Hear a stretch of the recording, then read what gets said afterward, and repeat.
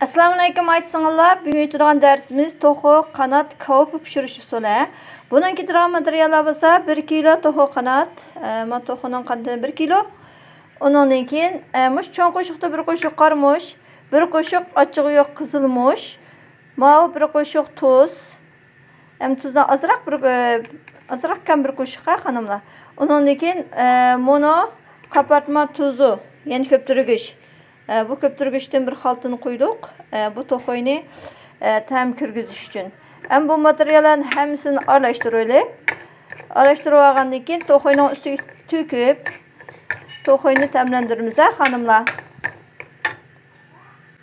Mana biz toxoyni tamlandirib, mushunda qalat ekib oldik, oldiga meylab chiqdik, abayqa xurishlarimizni. Endi buni biz to'xobgandan keyin pansi mayqa. Mana biz to'xobkening issiq mayqa sovagandan keyin uning ustiga man qo'yib oldik. Chunki mayqaga sovamsak, bu to'xoy pishish jarayonida sho'rpisi eqib, ammo listimizni bek mehnat qiladi. Shuning uchun mayqaga sovaldik.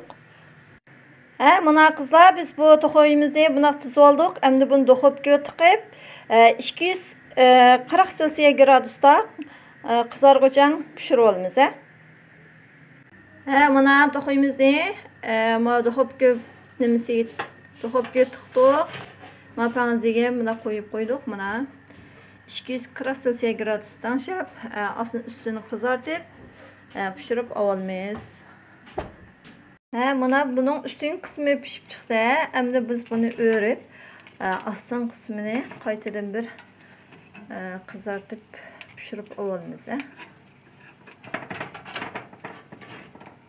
Mana o'rib oldik. Endi buni qaytadan pishiramiz.